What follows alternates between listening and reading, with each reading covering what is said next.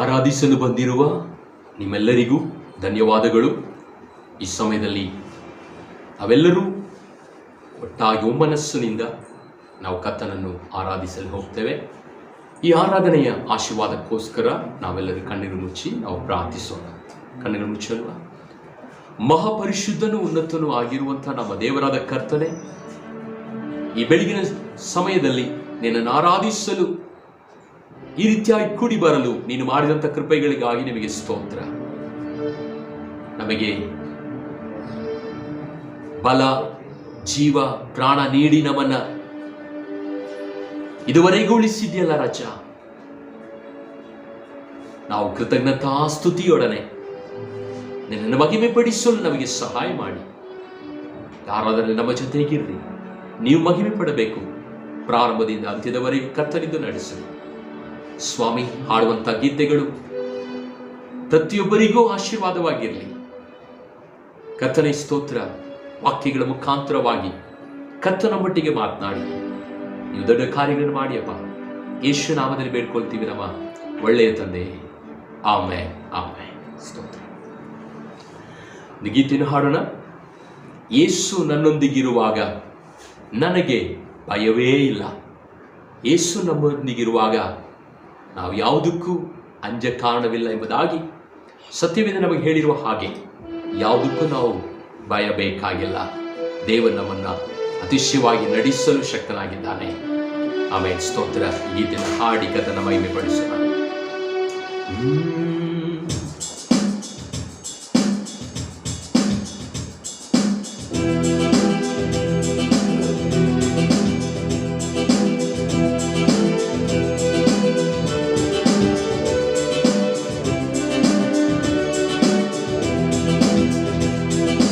ಯೇಸು ನನ್ನೊಂದಿಗಿರುವಾಗ ನನಗೆ ಭಯವೇ ಇಲ್ಲ. ನನ್ನ ಯೇಸು ನನ್ನೊಂದಿಗಿರುವಾಗ ನನಗೆ ಭಯವೇ ಇಲ್ಲ. ನನಗಾಗಿ ಯುದ್ಧ ಮಾಡಿ, ನನಗಾಗಿ ಯುದ್ಧ ಮಾಡಿ ಜಯವನ್ನು ನೀಡಿದನು, ಜಯವನ್ನು ನೀಡಿದನು. ಯೇಸು ನನ್ನೊಂದಿಗಿರುವಾಗ ನನಗೆ ಭಯವೇ ಇಲ್ಲ. ನನ್ನ ಯೇಸು ನನ್ನೊಂದಿಗಿರುವಾಗ ನನಗೆ ಭಯವೇ ಇಲ್ಲ. ಕಹಿಯಾದ ನೀರನ್ನು ಸಿಹಿಯಾಗಿ ಮಾರ್ಪಡಿಸಿದವನು ನನ್ನ ಕರ್ತನು. ಮಾರ್ಪಡದ ನನ್ನನ್ನು ಮಾರ್ಪಡಿಸಿದ ಯೇಸು.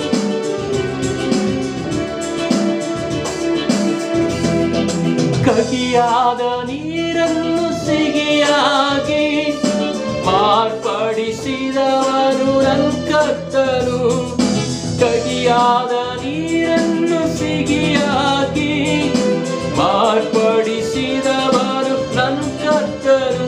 ಮಾರ್ಪಡಲ ನನ್ನನ್ನು, ಮಾರ್ಪಡಲ ನನ್ನನ್ನು ಮಾರ್ಪಡಿಸಿದ ಯೇಸು, ಮಾರ್ಪಡಿಸಿದ ಯೇಸು. ಯೇಸು ನನ್ನೊಂದಿಗಿರುವಾಗ ನನಗೆ ಭಯವೇ ಇಲ್ಲ. ಯೇಸು ನನ್ನೊಂದಿಗಿರುವಾಗ ನನಗೆ ಭಯವೇ ಇಲ್ಲ. ಕತ್ತಲೆ ಕಣಿವೆಯಲ್ಲಿ ನಡೆದಾಗ ಬೆಳಕಾದ ನನ್ನ ಯೇಸು ಹೊಸ ಜೀವ, ಹೊಸ ಬಾಳು ನನಗೆ ನೀಡಿದನು. ಕತ್ತಲೆ ಕಣಿವೆಯಲ್ಲಿ ನಡೆದಾಗ ಬೆಳಕಾದ ನನ್ನ ಯೇಸು.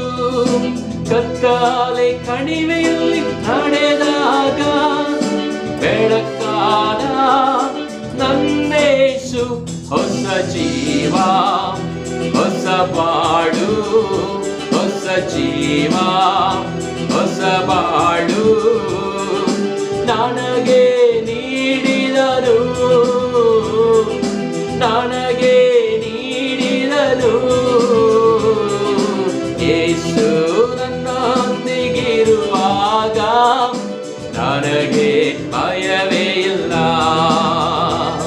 ನನ್ನೇಸು ನನ್ನೊಂದಿಗಿರುವಾಗ ನನಗೆ ಭಯವೇ ಇಲ್ಲ.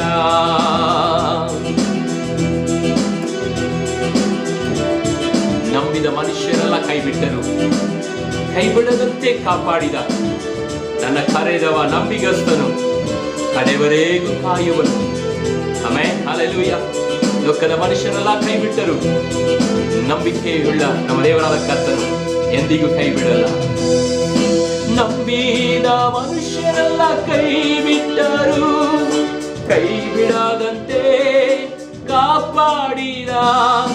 ನಂಬಿದ ಮನುಷ್ಯರೆಲ್ಲ ಕೈಬಿಟ್ಟರು, ಕೈಬಿಡದಂತೆ ಕಾಪಾಡಿದ.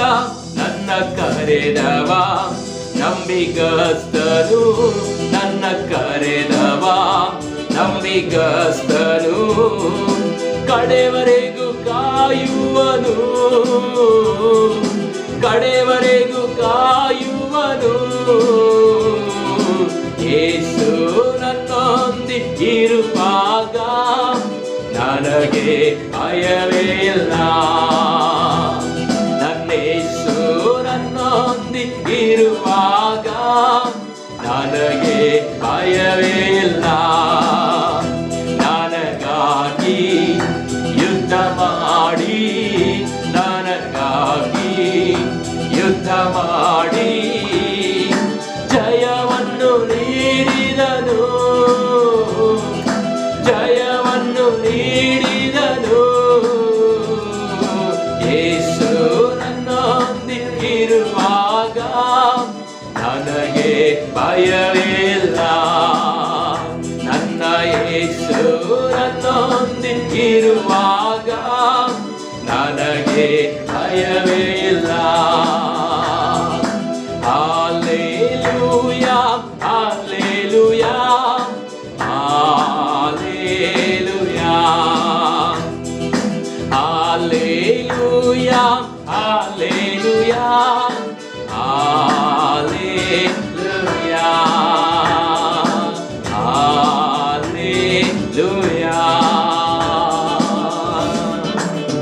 hallelujah. Amen. ಸ್ತೋತ್ರ. ಕೃಪೆಯಿಂದ ನೆಲೆ ನಿಂತೆವು, ನಿನ್ನ ಕೃಪೆಯಿಂದ ನೆಲೆ ನಿಂತೆವು. ಆಮೆನ್. ಒಂದೊಂದು ದಿನಾನು ಆತನ ಕೃಪೆಯಿಂದ ನಾವು ನೆಲೆಗೊಳ್ಳುತ್ತಾ ಇದ್ದೀವಿ. ಆ ಕೃಪೆಯನ್ನು ನೆನೆಸಿ ನಮ್ಮನ್ನ ಹೆಸರಿಡಿದು ಕರೆದಿದ್ದು ಆತನ ಕೃಪೆ, ಹಿರಿಯವನಾಗಿಸಿದ್ದು ಆತನ ಕೃಪೆ. ಆಮೆನ್. ಸ್ತೋತ್ರ. ಆ ಕೃಪೆಯನ್ನು ನೆನೆಸಿ ನಾವೆಲ್ಲರೂ ಸ್ತುತಿಸಿ ದೇವರ ಮಹಿಮೆ ಪಡಿಸೋಣ.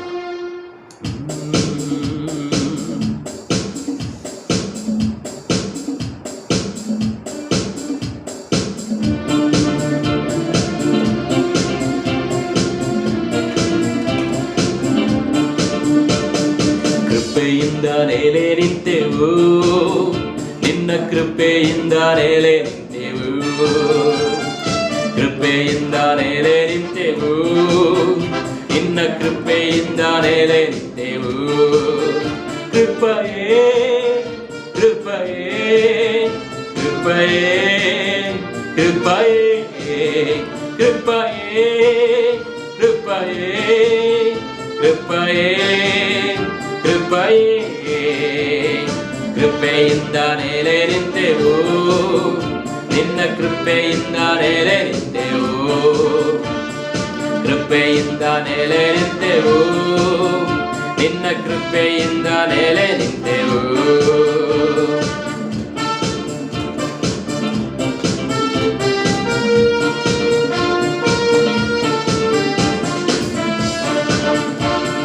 ಹೆಸರೇಳಿ ಕರೆದಿದ್ದು ನಿನ್ನ ಕೃಪೆಯುವೆ, ಹಿರಿಯವನಾಗಿಸಿದ್ದು ನಿನ್ನ ಕೃಪೆಯೇ. ಹೆಸರೇಳಿ ಕರೆದಿದ್ದು ನಿನ್ನ ಕೃಪೆಯೇ, ಹಿರಿಯವನಾಗಿಸಿದ್ದು ನಿನ್ನ ಕೃಪೆಯೇ. ಕೃಪೆಯೇ ಕೃಪೆಯೇ ಕೃಪೆಯೇ ಕೃಪೆಯೇ ಕೃಪೆಯೇ ಕೃಪೆಯೇ ಕೃಪೆಯೇ ಕೃಪೆಯೇ ಕೃಪೆಯಿಂದ ನೆಲೆ ನಿಂತೆವು, ನಿನ್ನ ಕೃಪೆಯಿಂದ ನೆಲೆ ನಿಂತೆವು, ಕೃಪೆಯಿಂದ ನೆಲೆ ನಿಂತೆವು, ನಿನ್ನ ಕೃಪೆಯಿಂದ ನೆಲೆ ನಿಂತೆವು.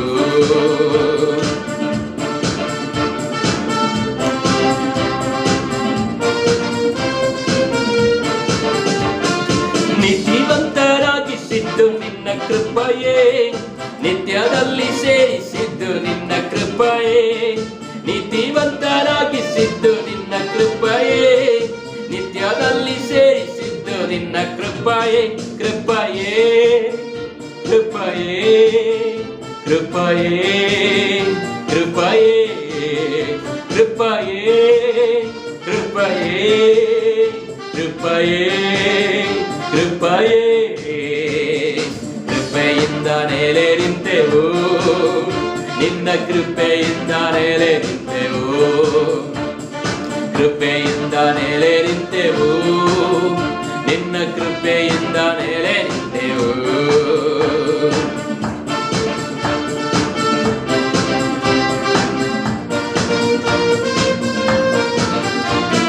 ಕಟ್ಟುಗಳ ಬಿಡಿಸಿದ್ದು ನಿನ್ನ ಕೃಪೆಯೇ, ಗಾಯಗಳ ಕಟ್ಟಿದ್ದು ನಿನ್ನ ಕೃಪೆಯೇ, ಕಟ್ಟುಗಳ ಬಿಡಿಸಿದ್ದು ನಿನ್ನ ಕೃಪೆಯೇ, ಗಾಯಗಳ ಕಟ್ಟಿದ್ದು ನಿನ್ನ ಕೃಪೆಯೇ, ಕೃಪೆಯೇ ಕೃಪೆಯೇ ಕೃಪೆಯೇ ಕೃಪೆಯೇ ಕೃಪೆಯೇ ಕೃಪೆಯೇ ಕೃಪೆಯೇ ಕೃಪೆಯೇ ಕೃಪೆಯಿಂದ ನೆಲೆ ನಿಂತೆವು, ನಿನ್ನ ಕೃಪೆಯಿಂದ ನೆಲೆ ನಿಂತೆವು, ಕೃಪೆಯಿಂದ ನೆಲೆ ನಿಂತೆವು, ನಿನ್ನ ಕೃಪೆಯಿಂದ ನೆಲೆ ನಿಂತೆವು.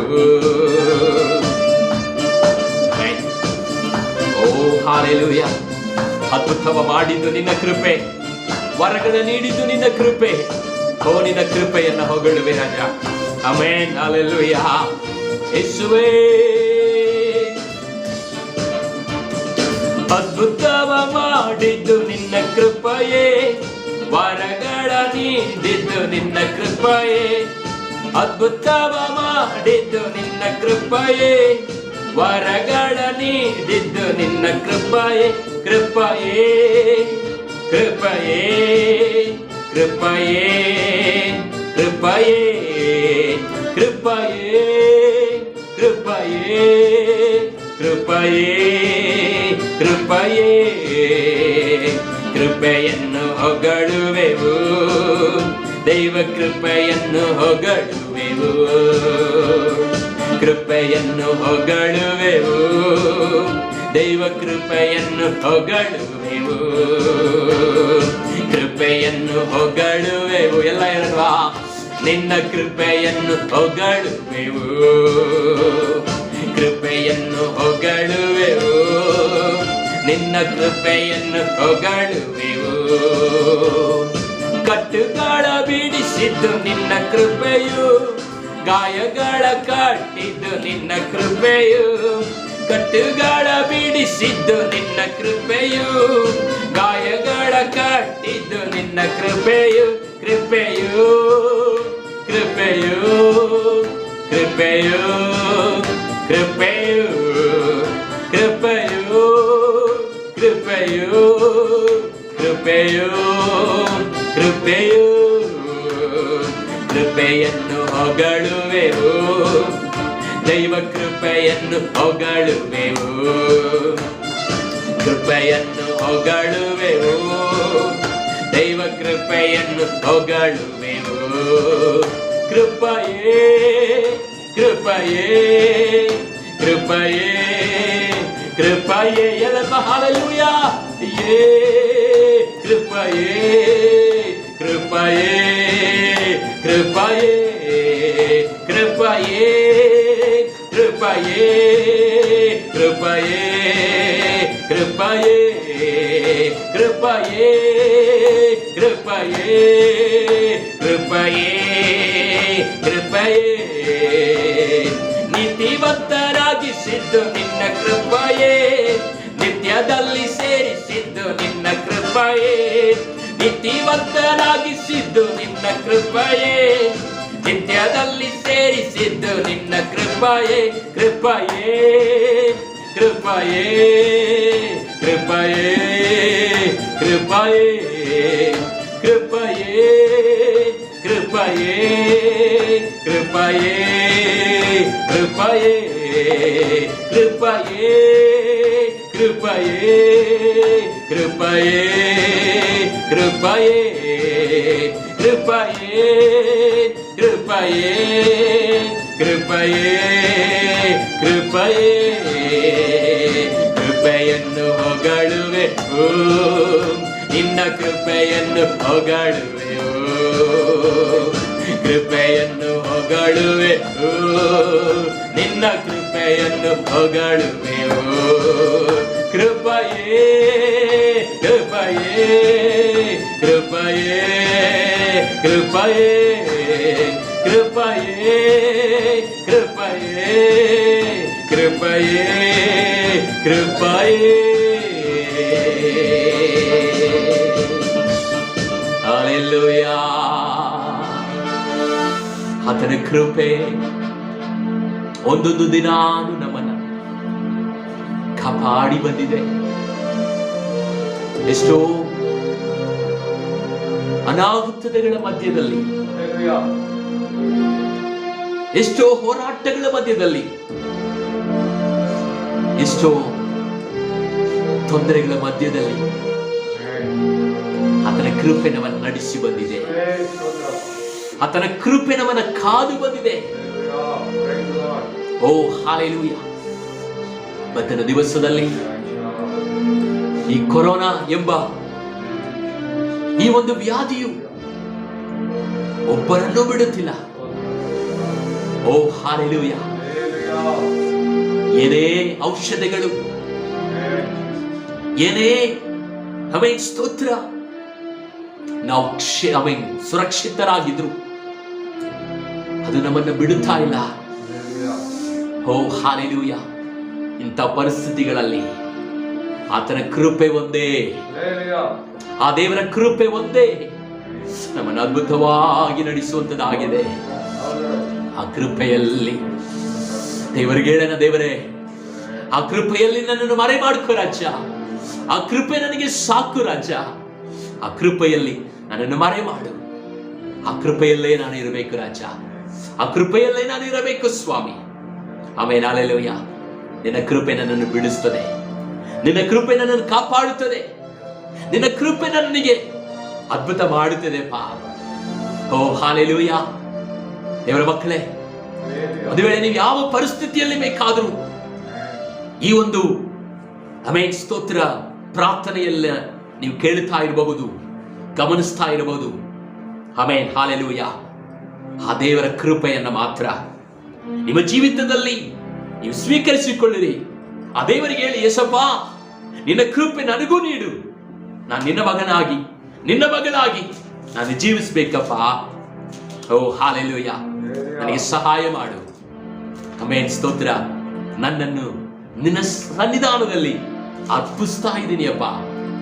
ನೀನೇ ದೇವರು, ನೀನೇ ಜೀವವುಳ್ಳ ದೇವರು, ನೀನೇ ಒಳ್ಳೆ ದೇವರು, ನೀನು ನನಗೆ ಸಾಕು. ನಿನ್ನ ಕೃಪೆಯಲ್ಲಿ ನನ್ನನ್ನು ಮರೆ ಮಾಡು ಸ್ವಾಮಿ, ನಿನ್ನ ಕೃಪೆಯಲ್ಲಿ ನನ್ನನ್ನು ಒದಗಿಸು, ನಿನ್ನ ಕೃಪೆ ನನಗೆ ಸಾಕು. ಹಲ್ಲೆಲೂಯಾ. ಆಮೆನ್ ಸ್ತೋತ್ರ. ಆಮೆನ್ ಸ್ತೋತ್ರ. ನಮ್ಮ ಪ್ರಾರ್ಥನೆಗೆ ದೇವರು ಸದುತ್ತರವನ್ನು ದಯಪಾಲಿಸಿ ಆತನ ಕೃಪೆಯಿಂದ ನಮ್ಮನ್ನು ಒದಗಿಸುವವನಾಗಿದ್ದಾನೆ. ಭಯಪಡಬೇಡಿ, ದೇವರು ನಿಮ್ಮ ಜೊತೆಗಿದ್ದಾನೆ. ಹಲ್ಲೆಲೂಯಾ. ಹಾಗೆ ಕೂತ್ಕೊಳ್ಳೋಣ. ಆಮೆನ್. ಸತ್ಯವೇದದಿಂದ ಒಂದು ವಾಕ್ಯವನ್ನ ನಾವು ಓದಲಿಕ್ಕೆ ಕೇಳೋಣ. 2 ಪೂರ್ವಕಾಲ ವೃತ್ತಾಂತ 23ನೇ ಅಧ್ಯಾಯ 16ನೇ ವಾಕ್ಯವನ್ನ ನಾವು ಓದೋಣ. 2 ಪೂರ್ವಕಾಲ ವೃತ್ತಾಂತ 23ನೇ ಅಧ್ಯಾಯ 16ನೇ ವಾಕ್ಯ. ಅನಂತರ ಅನಂತರ ಯೆಹೋಯಾದನು ಯೆಹೋಯಾದನು ಎಲ್ಲಾ ಜನರನ್ನು ಅರಸನನ್ನು ಪ್ರೇರಿಸಿ ತಾವೆಲ್ಲರೂ ಯೆಹೋವನ ಪ್ರಜೆಗಳಾಗಿರುವೆವೆಂದು ತಾವೆಲ್ಲರೂ ಯೆಹೋವನ ಪ್ರಜೆಗಳಾಗಿರುವೆವು ಎಂದು ಅವರೊಡನೆ ಪ್ರಮಾಣ ಮಾಡಿದನು. ಹಲ್ಲೆಲೂಯಾ, ಆಮೆನ್, ಸ್ತೋತ್ರ. ಕರ್ತನ ಪರಿಶುದ್ಧ ನಾಮಕ್ಕೆ ಮಹಿಮೆ ಉಂಟಾಗಲಿ. ಇಲ್ಲಿರುವಂಥ ನಿಮ್ಮೆಲ್ಲರಿಗೂ ಯೇಸು ಕ್ರಿಸ್ತ ನಾಮದಲ್ಲಿ ನಾನು ವಂದನೆಗಳನ್ನು ತಿಳಿಸ್ಕೊಳ್ತಾ ಇದ್ದೇನೆ. ಇಲ್ಲಿ ಓದಿದಂಥ ಈ ಒಂದು ಭಾಗದಲ್ಲಿ ಒಬ್ಬ ವಿಶೇಷವಾದ ಒಂದು ವ್ಯಕ್ತಿಯನ್ನ ನಾವು ಗಮನಿಸ್ತಾ ಇದ್ದೀವಿ. ಯೆಹೋಯಾದನು ಎಂಬುದಾಗಿ ಒಬ್ಬ ವ್ಯಕ್ತಿಯನ್ನು ನಾವು ನೋಡ್ತೀವಿ. ಈತನು ಒಂದು ಒಳ್ಳೆಯ ಒಂದು ಯಾಜಕನಾಗಿ ಆತನು ಕಾಣಪಡುತ್ತಿದ್ದಾನೆ. ಈ ಒಬ್ಬ ಯಾಜಕನು ಜನರನ್ನು ಮತ್ತೆ ಆ ದೇಶವನ್ನ ಆಳುವ ರಾಜನನ್ನು ಸಹ ದೇವರ ಪ್ರಜೆಗಳಾಗಿ ನಡೆದುಕೊಳ್ಳುವೆವು ಎಂಬುದಾಗಿ ಅವರು ಅಲ್ಲಿ ಒಂದು ಒಡಂಬಡಿಕೆಯನ್ನ ಮಾಡಿಕೊಳ್ಳುವುದನ್ನ ಈ ವಾಕ್ಯದಲ್ಲಿ ನಾವು ಓದುತ್ತೇವೆ. ತಿರುಗಿ ಆ ವಾಕ್ಯವನ್ನು ಓದೋಣ.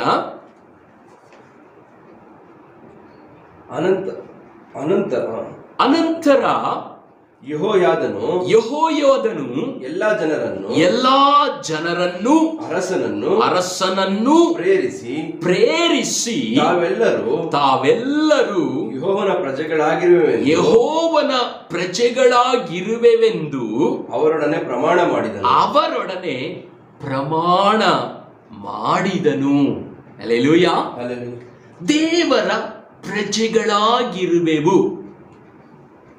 ದೇವರ ಪ್ರಜೆಗಳಾಗಿರುವೆವು ಎಂದು ಅವರೊಡನೆ ಪ್ರಮಾಣ ಮಾಡಿದನು ಎಂಬುದಾಗಿ ಇಲ್ಲಿ ನಾವು ನೋಡ್ತೇವೆ. ಆಮೆನ್, ಸ್ತೋತ್ರ.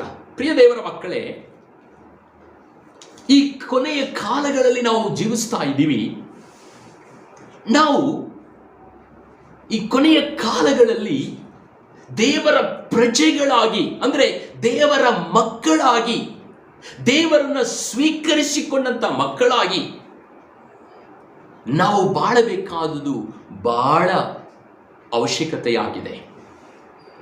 ಈ ಕಾಲಗಳಲ್ಲಿ ಒಂದು ನಿಜವಾದ ದೇವರು ನಮಗೋಸ್ಕರ ಪ್ರಾಣ ನೀಡಿದ, ನಮಗೋಸ್ಕರ ಕಲ್ವಾರಿ ಶಿಲುಬೆಯಲ್ಲಿ ರಕ್ತವನ್ನು ಸುರಿಸಿದ, ನಮ್ಮನ್ನು ಪ್ರೀತಿಸಿ ನಮ್ಮ ಪಾಪ ಶಾಪಗಳನ್ನು ತನ್ನ ಮೇಲೆ ಹೊದಿಸಿಕೊಂಡು ನಮಗಾಗಿ ಜೀವವನ್ನೇ ಕೊಟ್ಟ ಆ ನಿಜವಾದ ದೇವರು ಯೇಸು. ಆ ಯೇಸುವಿನ ಪ್ರಜೆಗಳಾಗಿ ನಾವು ಜೀವಿಸಬೇಕಾಗಿರುವುದು ಬಹಳ ಅವಶ್ಯಕತೆಯಾಗಿದೆ. ಆಮೆನ್, ಸ್ತೋತ್ರ. ಈ ಯೆಹೋಯಾದನು ಯಾಕೆ ಈ ರೀತಿಯಾದ ಒಂದು ಪ್ರಮಾಣವನ್ನ ಅಲ್ಲಿ ಮಾಡಿಕೊಳ್ಳುತ್ತಾ ಇದ್ದಾನೆ ಎಂಬುದಾಗಿ ನಾವು ಗಮನಿಸುವುದಾದರೆ, ಆ ದೇಶವನ್ನ ಅಂದ್ರೆ ಯೂದ ದೇಶವನ್ನ ಆಳಿಗೆ ಮಾಡಲು ಅತ್ತಾಳಿಯಾಳ್ ಎಂಬುದಾಗಿ ಒಬ್ಬ ಸ್ತ್ರೀಯು ಆಳಿಗೆ ಮಾಡುತ್ತಿದ್ದಾಳೆ. ಅವಳು ಆ ದೇಶವನ್ನು ಆಳಿಗೆ ಮಾಡುವಾಗ ಎಲ್ಲಾ ಪ್ರಜೆಗಳನ್ನು ಕೂಡ ವಿಗ್ರಹ ಆರಾಧನೆಯೊಳಗೆ ಅವಳು ನಡೆಸುವ ಒಬ್ಬ ವ್ಯಕ್ತಿಯಾಗಿದ್ದಾಳೆ. ಎಲ್ಲಾ ಜನರು, ಇಡೀ ದೇಶವು ಕೂಡ ವಿಗ್ರಹ ಆರಾಧನೆಯೊಳಗೆ ಅವು ಹೋಗಿಬಿಟ್ಟಿತ್ತು. ಬೈಬಲ್ ಹೇಳ್ತಾ ಇದೆ, ವಿಗ್ರಹ ಆರಾಧನೆ ಅದು ದೇಶಕ್ಕೆ ಒಂದು ದೊಡ್ಡ ಶಾಪ. ಅದು ವಿಗ್ರಹ ಆರಾಧನೆ ಅದು ದೇವರಿಗೆ ಇಷ್ಟವಿಲ್ಲದಂತ ಕಾರ್ಯ. ಯಾಕೆಂದ್ರೆ ದೇವರು ಆತ್ಮಸ್ವರೂಪಿಯಾಗಿದ್ದಾನೆ. ಆತನನ್ನು ಆರಾಧಿಸುವವರು ಆತ್ಮದಿಂದಲೂ ಸತ್ಯದಿಂದಲೂ ಆರಾಧಿಸಬೇಕು ಅಂತ ಬೈಬಲ್ ನಮಗೆ ತಿಳಿಸಿಕೊಟ್ಟಿದೆ. ಯಾವುದೋ ಒಂದು ವಿಗ್ರಹದ ಮುಂದೆ ಹೋಗಿ ನಿಂತು ನಾವು ಆಮೇಲೆ ನಮಸ್ಕಾರ ಮಾಡುವುದಲ್ಲ. ಒಂದು ನಿಜವಾದ ದೇವರನ್ನ, ಆತ್ಮ ಸ್ವರೂಪಿಯಾಗಿರುವ ದೇವರನ್ನ ಆತ್ಮಪೂರ್ವಕವಾಗಿ ನಾವು ಆರಾಧಿಸಬೇಕಾಗಿದೆ. ನಮ್ಮನ್ನು ಸೃಷ್ಟಿ ಮಾಡಿದಂತ ದೇವರು, ಆಮೆನ್, ಸ್ತೋತ್ರ. ಆತನು ಆತ್ಮಸ್ವರೂಪಿಯಾಗಿದ್ದಾನೆ. ಆತನನ್ನ ನಮ್ಮ ಆತ್ಮದಿಂದಲೂ ಸತ್ಯದಿಂದಲೂ ಆತನು ಆರಾಧಿಸಬೇಕಾಗಿದೆ. ಹಲ್ಲೆಲೂಯ, ಆಮೆನ್, ಸ್ತೋತ್ರ. ಆದರೆ ಆ ಒಬ್ಬ ಸ್ತ್ರೀಯು ಆ ದೇಶವನ್ನ ವಿಗ್ರಹಾರಾಧನೆಯೊಳಗೆ ನಡೆಸಿ ಆ ದೇಶವನ್ನೇ ಶಾಪಗ್ರಸ್ತವಾಗಿ ಮಾಡಿದರೆಂಬುದಾಗಿ ನಾವು ನೋಡ್ತೇವೆ. ದೇವರಿಗೆ ಕೋಪವನ್ನ ಉಂಟು ಮಾಡುವ, ಕೋಪ ಭರಿಸುವ ಕಾರ್ಯಗಳನ್ನೇ ಆ ದೇಶದ ಪ್ರಜೆಗಳು ಸಹ ಮಾಡುತ್ತಾ ಇದ್ದರು. ಇವತ್ತು ನೋಡಿ ಎಂಥ ಒಂದು ಪರಿಸ್ಥಿತಿ ನಮ್ಮ ದೇಶದಲ್ಲಿ, ನಮ್ಮ ರಾಜ್ಯದಲ್ಲಿ, ನಮ್ಮ ಪಟ್ಟಣದಲ್ಲಿ ನಡೀತಾ ಇದೆ. ಆಮೆನ್, ಸ್ತೋತ್ರ. ಎಷ್ಟೇ ಹಣ ಇದ್ರು, ಎಷ್ಟೇ ಆಸ್ತಿ ಸಂಪಾದ್ಯ ಇದ್ರು ಬಿಡಿಸಲು ಸಾಧ್ಯವಾಗ್ತಿಲ್ಲ. ಈ ಕೊರೋನಾ ವೈರಸ್ ಎಲ್ಲರನ್ನೂ ಕೂಡ ಆಮೆನ್, ಸ್ತೋತ್ರ, ಕೊಂದು ಹಾಕ್ತಾ ಇದೆ. ಒಂದೊಂದು ದಿನಾನು ಆಮೆನ್, ಸ್ತೋತ್ರ, ಸಾವಿರಾರು ಜನ ಸಾಯ್ತಿದ್ದಾರೆ. ಆಮೆನ್, ಸ್ತೋತ್ರ. ಅವರು ಸೇರಿಸಿಟ್ಟಿರುವಂತ ಹಣಕಾಸುಗಳು ಸಹಾಯ ಮಾಡುತ್ತಿಲ್ಲ, ಉಪಯೋಗವಾಗ್ತಿಲ್ಲ. ಆಮೆನ್, ಸ್ತೋತ್ರ. ಮೊನ್ನೆ ನ್ಯೂಸ್ನಲ್ಲಿ ನಾವು ನೋಡುವುದಾದ್ರೆ ಒಬ್ಬ ವ್ಯಕ್ತಿ ಹೇಳ್ತಿದ್ದಾರೆ, ನಾವು ಎಷ್ಟು ಹಣ ಖರ್ಚು ಮಾಡೋದಕ್ಕೂ ನಾವು ಸಿದ್ಧವಾಗಿದ್ದೇವೆ, ನಮಗೆ ಆಕ್ಸಿಜನ್ ಬೇಕು. ಆಮೆನ್, ಒಳ್ಳೆ ಚಿಕಿತ್ಸೆ ಬೇಕು. ಆಮೆನ್, ಎಲ್ಲಿ ಅವ್ರು ಹೇಳ್ತಾರೆ ಎಷ್ಟು ಹಣ ಖರ್ಚು ಮಾಡಿದ್ರು ಉಳಿಸಲಿಕ್ಕಾಗಿಲ್ಲ ಎಂಬುದಾಗಿ. ಇವತ್ತು ಅನೇಕರ ಪರಿಸ್ಥಿತಿ ಹಾಗೆ ಇದೆ. ಆಮೆನ್, ಸ್ತೋತ್ರ. ದೇವರ ಮಕ್ಕಳೇ, ಓ ಹಾಲೆಲೂಯ, ನಾವು ದೇವರ ಮಕ್ಕಳಾಗಿ ದೇವರ ಪ್ರಜೆಗಳಾಗಿ ಇರಬೇಕಾಗಿರೋದು ಬಹಳ ಅವಶ್ಯಕತೆ. ಈ ಒಬ್ಬ ಆಮೆನ್, ಸ್ತೋತ್ರ, ಈ ಯೆಹೋಯೋಧನು ಆಮೆನ್ ಪ್ರಜೆಗಳನ್ನು ಮತ್ತೆ ಅರಸನನ್ನು ಹಾಗೆ ತನ್ನನ್ನು ಕೂಡ ದೇವರ ಪ್ರಜೆಗಳಾಗಿರುವೆವು ಎಂಬುದಾಗಿ ಪ್ರಮಾಣ ಮಾಡಿಕೊಳ್ಳುವುದನ್ನು ನಾವು ನೋಡ್ತೇವೆ. ತನ್ನನ್ನು ಸಹ ಆತನು ಆ ಪ್ರಮಾಣದೊಳಗೆ ಆಮೆನ್ ಇಡುವುದನ್ನು ನಾವು ನೋಡ್ತೀವಿ. ತಾನು ಕೂಡ ಪ್ರಮಾಣ ಮಾಡುವುದನ್ನು ನೋಡ್ತೀವಿ. ಯಾಕೆ? ಇವತ್ತು ಅನೇಕರು ಬಾಯಿ ಮಾತಲ್ಲಿ ಹೇಳ್ತಾರೆ, ಆದರೆ ತನ್ನ ಜೀವಿತದಲ್ಲದಂತೆ ನಡೆಯಲ್ಲ. ಬೇರೆಯವರಿಗೆ ಉಪದೇಶ ಮಾಡುವ ಆಮೇಲೆ ಒಳ್ಳೆ ಕಾರ್ಯಗಳನ್ನ ಬೇರೆಯವರಿಗೆ ಉಪದೇಶ ಮಾಡ್ತಾರೆ, ಆದರೆ ತನ್ನ ಜೀವಿತದಲ್ಲಿ ಹಾಗೆ ಮಾಡೋದಿಲ್ಲ. ಆದರೆ ಈ ಒಬ್ಬ ವ್ಯಕ್ತಿಯನ್ನ ನಾವು ನೋಡ್ತೇವೆ, ಯೆಹೋಯೋಧನು ತನ್ನನ್ನೂ ಸಹ ನಾನು ಕೂಡ ದೇವರ ಮಗನಾಗಿರುವೆನು, ದೇವರ ಪ್ರಜೆಗಳಾಗಿರುವೆವು ಎಂಬುದಾಗಿ ತನ್ನನ್ನು, ಅರಸನನ್ನು, ಪ್ರಜೆಗಳನ್ನು ಕೂಡ ಆತನು ದೇವರ ಪ್ರಜೆಗಳಾಗಿರುವೆಂಬುದಾಗಿ ಆತನು ಪ್ರಮಾಣ ಮಾಡಿದನೆಂಬುದಾಗಿ ಸತ್ಯವೇದದಲ್ಲಿ ನಾವು ಓದುತ್ತೇವೆ. ದೇವರ ಪ್ರಜೆಗಳು ಯಾರು? ದೇವರ ಪ್ರಜೆಗಳು ದೇವರಾದ ಕರ್ತನು ಹೇಳುತ್ತಿದ್ದಾನೆ. ಎಂಥವರನ್ನ ತನ್ನ ಪ್ರಜೆಗಳಾಗಿ ದೇವರು ಇಟ್ಟುಕೊಳ್ತಾನೆ ಅಂದರೆ, ಯೆರೆಮೀಯನ ಪುಸ್ತಕದಲ್ಲಿ ನಾವು ಓದುವಾಗ 11ನೇ ಅಧ್ಯಾಯ 3ನೇ ವಾಕ್ಯವನ್ನ ನಾವು ಓದೋಣ. ಹೀಗೆ ಸಾರಿರಿ, ಕಬ್ಬಿಣ ಕರಗಿಸುವ ಕುಲಿಮೆಯು ಪಾದಿಯಲ್ಲಿದ್ದ ಐಗುಪ್ತ ದೇಶದಿಂದ. ಯೆರೆಮೀಯನ ಪುಸ್ತಕ 11ನೇ ಅಧ್ಯಾಯ 3ನೇ ವಾಕ್ಯ. ನೀವು ನನ್ನ ಮಾತನ್ನು ಕೇಳಿ, ನೀವು ನನ್ನ ಮಾತನ್ನು ಕೇಳಿ, ನಾನು ನಿಮಗೆ ಆಜ್ಞಾಪಿಸಿರುವ ಈ ವಿಧಿಗಳನ್ನೆಲ್ಲ ಕೈಕೊಂಡು ನಡೆದರೆ ನೀವು ನನ್ನ ಪ್ರಜೆಯಾಗಿರುವಿರಿ. ನೀವು ನನ್ನ ಪ್ರಜೆಯಾಗಿರುವಿರಿ. ಹಲ್ಲೆಲೂಯ. ಯಾರು ದೇವರ ಪ್ರಜೆಯಾಗಿರಲು ಸಾಧ್ಯ? ಯಾರು ದೇವರ ಮಕ್ಕಳಾಗಿರಲು ಸಾಧ್ಯ? ದೇವರ ವಾಕ್ಯವನ್ನ ಕೇಳಿ ಗಮನಿಸಿ, ಆತನು ನಮಗೆ ಕೊಟ್ಟಿರುವ ವಾಕ್ಯಗಳನ್ನ ನಾವು ಗಮನಿಸಬೇಕು. ದೇವರ ಶಬ್ದವನ್ನ ಗಮನಿಸಬೇಕು. ದೇವರು ನಮಗೆ ಏನು ಹೇಳ್ತಿದ್ದಾನೆ, ನಾವು ಈ ಲೋಕದಲ್ಲಿ ಯಾವ ರೀತಿಯಾಗಿ ಜೀವಿಸಬೇಕು, ಯಾವ ರೀತಿಯಲ್ಲಿ ನಡಿಬೇಕು, ಯಾವುದನ್ನ ಮಾಡಬೇಕು, ಹೇಗೆ ಬಾಳಬೇಕು, ಯಾವುದು ಒಳ್ಳೆ ದಾರಿ, ಇದರ ಬಗ್ಗೆ ದೇವರು ನಮಗೆ ಸತ್ಯ ವೇದದ ಮುಖಾಂತರವಾಗಿ ನಮಗೆ ಬರೆದು ಕೊಟ್ಟಿದ್ದಾನೆ. ಯಾವುದು ಒಳ್ಳೆಯ ದಾರಿ, ಯಾವುದು ಸರಿಯಾದ ದಾರಿ, ಯಾವುದು ಸರಿಯಾದ ಒಂದು ಮಾರ್ಗ, ಯಾವುದು ಸತ್ಯ ಮಾರ್ಗ, ನಮಗೆ ಸತ್ಯ ವೇದದಲ್ಲಿ ದೇವರು ನಮಗೆ ಬರೆದು ಕೊಟ್ಟಿದ್ದಾನೆ. ಆ ಸತ್ಯ ಮಾರ್ಗವನ್ನ ನಾವು ಗಮನಿಸಿ ಅದರಂತೆ ನಾವು ನಡೆದುಕೊಳ್ಳುವಾಗ ನಾವು ದೇವರ ಪ್ರಜೆಗಳಾಗಿ ಮಾರ್ಪಡುತ್ತೇವೆ. ಹಲ್ಲೆಲೂಯಾ. 2 ಕೊರಿಂಥಿಯರ ಪುಸ್ತಕ 6ನೇ ಅಧ್ಯಾಯ 16ನೇ ವಾಕ್ಯವನ್ನ ನಾವು ಓದುವಂತ ಸಮಯ ಅಲ್ಲಿ ಹೇಳ್ತಾ ಇದೆ ನೋಡಿ, ನಾವು ಜೀವ ಸ್ವರೂಪನಾದ ದೇವರ ಮಂದಿರವಾಗಿದ್ದೇವಲ್ಲ,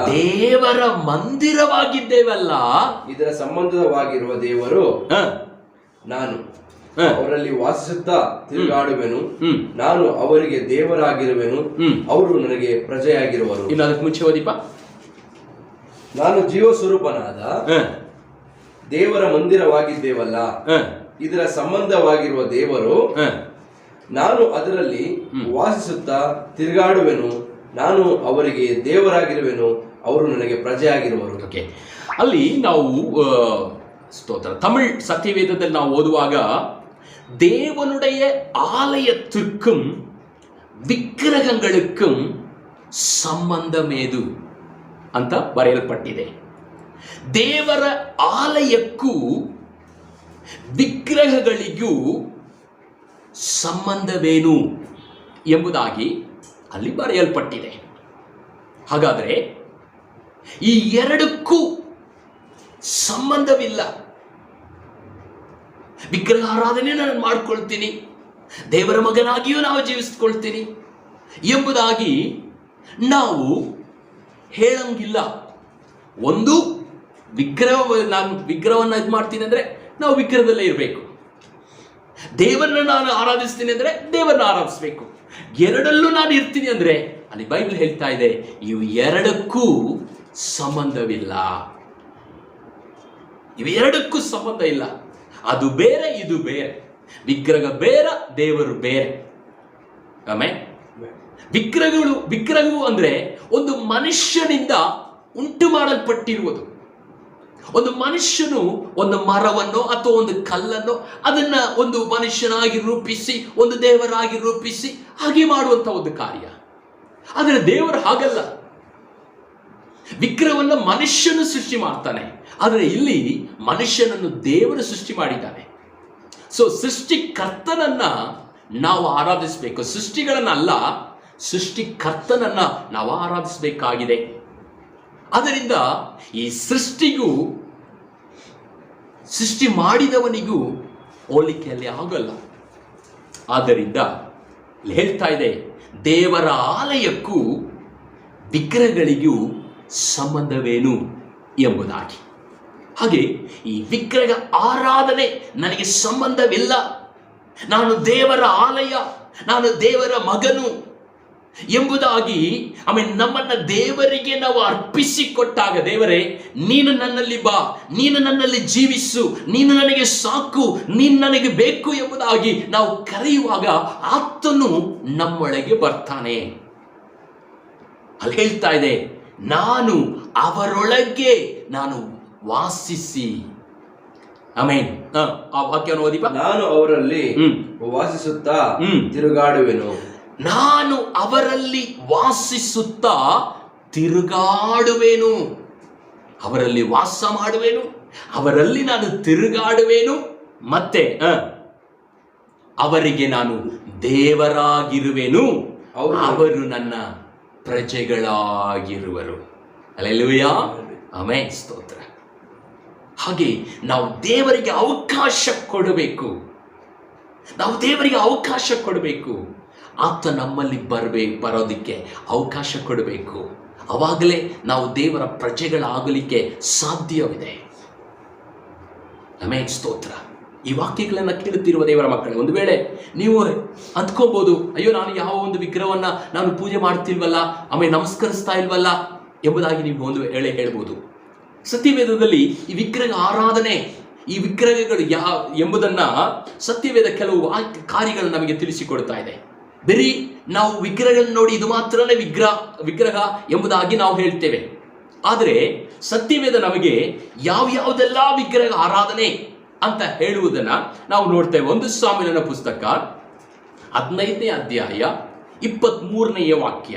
1 ಸಾಮುವೇಲ್ 15ನೇ ಅಧ್ಯಾಯ 23ನೇ ವಾಕ್ಯ. ಹಠವು ಮಿಥ್ಯಾಭಕ್ತಿಗೂ ವಿಗ್ರಹಾರಾಧನೆಗೂ ಸಮಾನವಾಗಿರುವುದು. ಹಲ್ಲೆಲೂಯಾ. ನೋಡಿ, ಹಠವು ಮಿಥ್ಯ ಭಕ್ತಿಗೂ ವಿಗ್ರಹಾರಾಧನೆಗೂ ಸಮಾನ. ಹಠ ಏನು? ಹಠ ದೇವರು ಒಂದು ಕಾರ್ಯ ಹೇಳಿದ್ರೆ ನಾನು ಆ ರೀತಿ ಮಾಡಲ್ಲ ಅಂತ ಹಠ ಹಿಡಿಯುವುದು. ನಾವು ಈಗ ಒಂದೊಂದು ದಿನಾನು ನಾವು ಸತ್ಯವೇದ ಓದ್ತೇವೆ. ಅನೇಕ ವಾಕ್ಯಗಳು ನಮ್ಮ ಹೃದಯದಲ್ಲಿ ಮಾತನಾಡ್ತದೆ. ನಾವು ಮಾಡುವುದು ಸರಿ ಇಲ್ಲ ಅಂತ ನಮಗೆ ತಿಳಿಸಿಕೊಡ್ತದೆ. ನಾವು ಹೋಗೋದು ಸರಿ ಇಲ್ಲ ಅಂತ ತಿಳಿಸ್ಕೊಡ್ತದೆ. ನಾವು ಮಾತನಾಡೋದು ಸರಿ ಇಲ್ಲ ಅಂತ ತಿಳಿಸ್ಕೊಡ್ತದೆ. ಹೇಗೆ ಮಾತಾಡಬೇಕಂತ ನಮಗೆ ತಿಳಿಸ್ಕೊಡ್ತದೆ. ಹೇಗೆ ನಡಿಬೇಕಂತ ತಿಳಿಸ್ಕೊಡ್ತದೆ. ಆದರೆ ನಾವು ಏನು ಮಾಡ್ತೀವಿ? ದೇವರು ಹೇಳಂಗೆ ನಾನು ಮಾಡಲ್ಲ, ನನ್ನ ಇಷ್ಟದ ಪ್ರಕಾರವಾಗಿ ನಾನು ನಡೀತೀನಿ, ನಾನು ಅಂದ್ಕೊಂಡಿದ್ದನ್ನೇ ನಾನು ಮಾಡ್ತೀನಿ ಎಂಬುದಾಗಿ ನಾವು ಒಂದು ಹಠ ಹಿಡ್ಕೊಂಡು ನಡೆಯುವುದು ಕೂಡ, ದೇವರ ವಾಕ್ಯವನ್ನು ತಿರಸ್ಕಾರ ಮಾಡುವುದು ಕೂಡ ಒಂದು ವಿಗ್ರಹಾರಾಧನೆಯಾಗಿದೆ. ಅದು ಒಂದು ಹಠ. ನಾನು ಹಿಂಗೆ ಮಾಡ್ತೀನಿ, ನಾನು ಮಾಡದೇ ಸರಿ ಎಂಬುದಾಗಿ ದೇವರ ವಾಕ್ಯವನ್ನ ತಿರಸ್ಕಾರ ಮಾಡುವುದು, ಅದು ವಿಗ್ರಹಾರಾಧನೆ ಎಂಬುದಾಗಿ ಈ ವಾಕ್ಯ ನಮಗೆ ತಿಳಿಸಿಕೊಡುತ್ತಾ ಇದೆ. ದೇವರ ವಾಕ್ಯವನ್ನ ತಿರಸ್ಕಾರ ಮಾಡ್ತೇವಾ? ಇನ್ನು ನಾವು ವಿಗ್ರಹಾರಾಧನೆಯಲ್ಲೇ ನಾವು ಕಾಣಪಡುತ್ತಾ ಇದ್ದೀವಿ. ಆಮೆನ್, ಸ್ತೋತ್ರ. ಹಾಗೆ ಕೊಲೋಸ್ಯರ ಪುಸ್ತಕದಲ್ಲೂ ಕೂಡ 3ನೇ ಅಧ್ಯಾಯ 5ನೇ ವಾಕ್ಯವನ್ನು ಓದೋಣ. ಕೊಲೋಸ್ಯರ ಪುಸ್ತಕ 3ನೇ ಅಧ್ಯಾಯ 5ನೇ ವಾಕ್ಯ. ಆದುದರಿಂದ ನಿಮ್ಮಲ್ಲಿರುವ ಭೂ ಸಂಬಂಧವಾದ ಭಾವಗಳು ನೋಡಿ, ಭೂ ಸಂಬಂಧವಾದ ಭಾವಗಳು. ನಾವು ದೇವರನ್ನು ಅಂಗೀಕರಿಸಿದ ಮೇಲೆ ದೇವರು ನಮಗೆ ಒಂದು ವಾಗ್ದಾನವನ್ನು ಕೊಟ್ಟಿದ್ದಾನೆ. ನಿತ್ಯ ಜೀವವನ್ನ ಕುರಿತ ಒಂದು ವಾಗ್ದಾನವನ್ನ ದೇವರು ನಮಗೆ ಕೊಟ್ಟಿದ್ದಾನೆ. ಆಗಿರುವಾಗ ದೇವರ ಪ್ರಜೆಗಳು ಅನ್ನುವವರು ಆ ನಿತ್ಯ ಜೀವದ ಆ ಒಂದು ವಾಗ್ದಾನದಂತೆ ಅವರ ಯೋಚನೆಗಳು, ಅವರ ಎಲ್ಲ ಕ್ರಿಯೆಗಳು, ಅವರ ಎಲ್ಲ ಚಿಂತೆಗಳು, ಅವರ ಎಲ್ಲ ಒಂದು ಉದ್ದೇಶಗಳು ಎಲ್ಲ ಆ ಒಂದು ಪರಲೋಕ ರಾಜ್ಯವನ್ನ ಕುರಿತೇ ಇರಬೇಕು.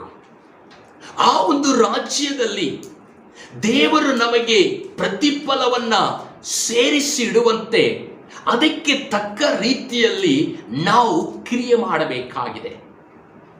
ಆಮೆನ್, ಸ್ತೋತ್ರ. ನಮ್ಮ ಯೋಚನೆಗಳೆಲ್ಲ ಆ ದೇವರನ್ನ ಕುರಿತು, ಆ ಪರಮ ರಾಜ್ಯವನ್ನ ಕುರಿತೇ ಇರಬೇಕು. ಆದರೆ ಇವತ್ತು ನಾವು ಯೋಚನೆ ಮಾಡುವುದನ್ನೆಲ್ಲ ಏನು, ಚಿಂತಿಸುವುದೆಲ್ಲ ಏನು?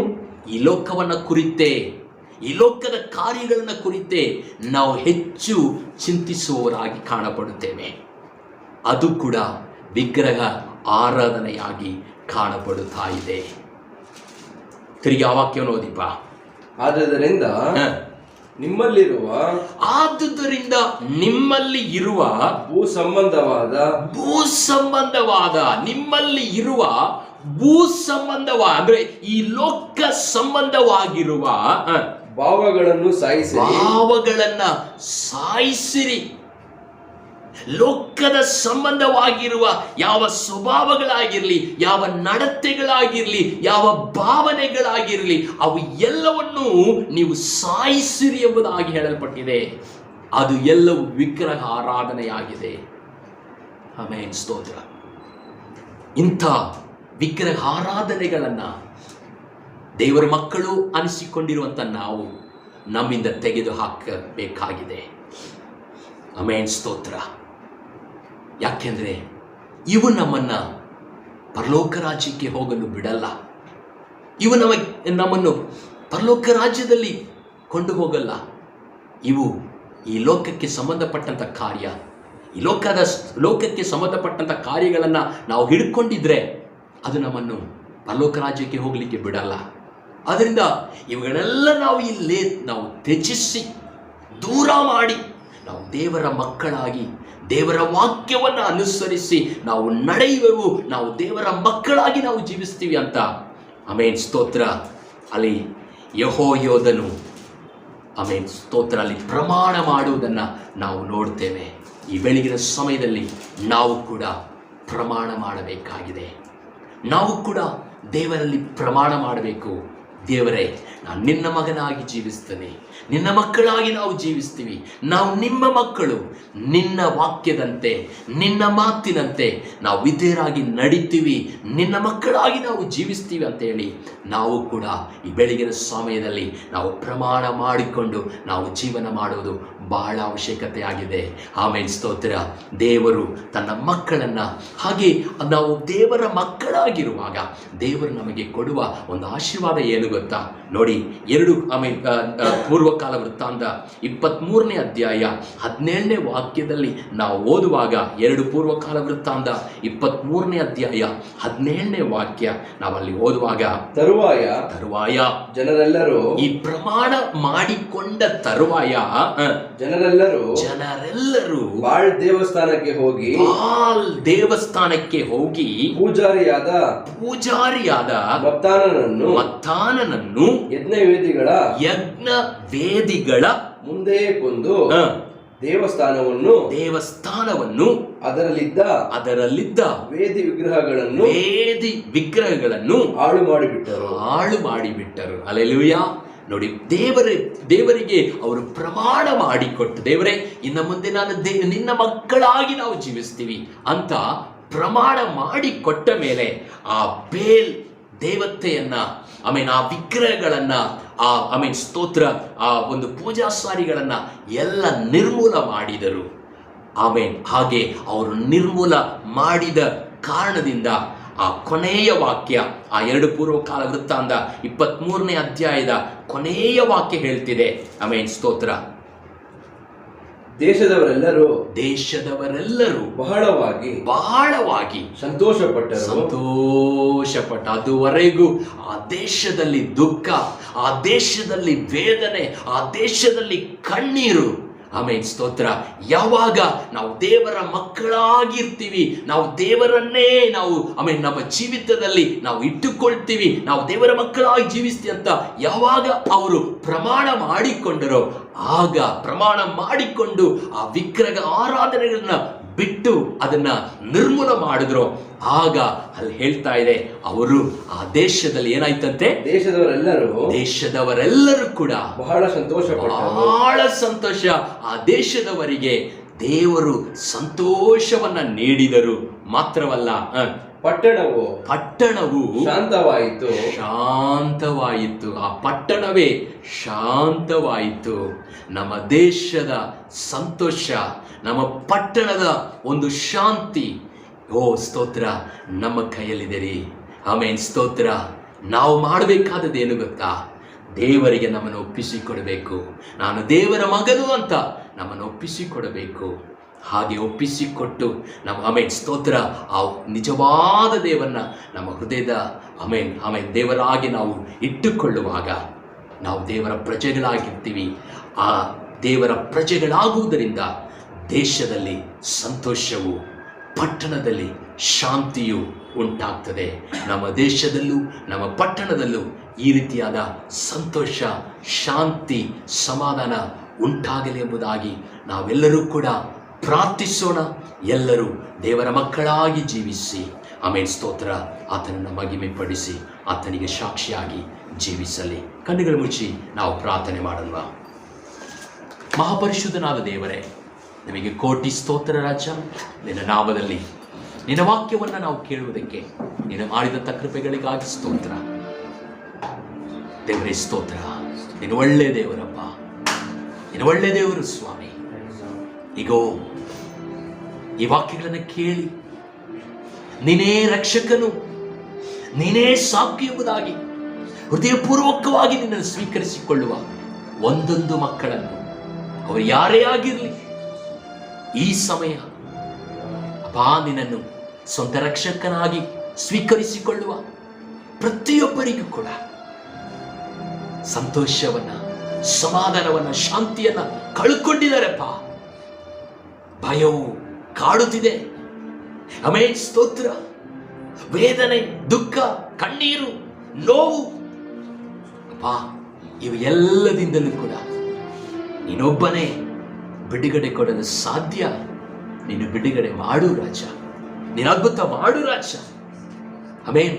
ಎಂಥ ಪರಿಸ್ಥಿತಿಯಲ್ಲಿ ವಾಕ್ಯಗಳನ್ನ ಕೇಳುತ್ತಿದ್ದಾರೋ ನಿನಗೆ ಗೊತ್ತಿದೆ ಸ್ವಾಮಿ. ಒಂದು ವೇಳೆ ಬಲಹೀನತೆಯಲ್ಲಿ ಇರುವುದಾದರೆ ಅವರ ಕತ್ತನ್ನು ನೀಗಿಸು. ಆಮೆನ್, ಸ್ತೋತ್ರ. ಈ ವೈರಸ್ನಲ್ಲಿ, ಈ ಕೊರೋನಾ ವೈರಸ್ನಲ್ಲಿ ಬಾಧಿಸಲ್ಪಟ್ಟವರಾಗಿ ಯಾರಾಗಿಲು ಕಾಣಪಡುತ್ತಾ ಇರುವುದಾದರೆ ಕರ್ತನವರ ಬಿಡುಗಡೆ ಮಾಡಿಯಪ್ಪ. ಅವರ ಜೀವಿತದಲ್ಲಿ ಒಂದು ಅದ್ಭುತ ನಡೆಯಲಿ ಕರ್ತನೆ. ಆಮೆನ್. ಅವರ ಕಣ್ಣೀರು ಒರೆಸಲ್ಪಡಲಿ ರಾಜ. ಆಮೆನ್, ಸ್ತೋತ್ರ. ಓ ಹಲ್ಲೆಲೂಯಾ. ದೇವರು ಜೀವಿತದಲ್ಲಿ ಶಾಂತಿ, ಸಮಾಧಾನ, ನೆಮ್ಮದಿಯನ್ನ ನೀಡಬೇಕಾಗಿ ನಿಮ್ಮಲ್ಲಿ ಪ್ರಾರ್ಥಿಸ್ತೀನಿ ಸ್ವಾಮಿ. ಪ್ರತಿಯೊಬ್ಬರು ನಿನ್ನ ಪ್ರಜೆಗಳಾಗಿ ಜೀವಿಸಲಿ ನೀನು ಸ್ವೀಕರಿಸಿ ನಡೆಸು. ಯೇಸು ಕ್ರಿಸ್ತ ನಾಮದಲ್ಲಿ ಬೇಡಿಕೊಳ್ತೀವಿ ನಮ್ಮ ಒಳ್ಳೆಯ ತಂದೆಯೇ, ಆಮೆನ್, ಆಮೆನ್. ಸೇರಿಯೋಣ. ನನ್ನ ಮನವೇಹವನ್ನು ಕೊಂಡಾಡು, ನನ್ನ ಸರ್ವೇಂದ್ರಲ್ಲಿ ಆತನ ಪವಿತ್ರ ನಾಮವನ್ನು ಕೀರ್ತಿಸು. ನನ್ನ ಮನವೇಹವನ್ನು ಕೊಂಡಾಡು. ಕರ್ತನು ಮಾಡಿರುವ ಉಪಕಾರಗಳಲ್ಲಿ ಒಂದನ್ನೂ ಮರೆಯಬೇಡ. ಆಮೆನ್. ನಮ್ಮ ಕರ್ತನಾದ ಯೇಸು ಕ್ರಿಸ್ತನ ಕೃಪೆಯು, ತಂದೆಯಾದ ದೇವರ ಪ್ರೀತಿಯು, ಪವಿತ್ರಾತ್ಮನ ಐಕ್ಯತೆಯು ನಮ್ಮೆಲ್ಲರ ಮೇಲೂ ಸದಾ ಕಾಲವು ನಿರಂತರವಾಗಿ ತಂಗಿರಲಿ. Amen, amen, amen. God bless you. ಕರ್ತನ ಆಶೀರ್ವದಿಸಲಿ. ಆಮೆನ್.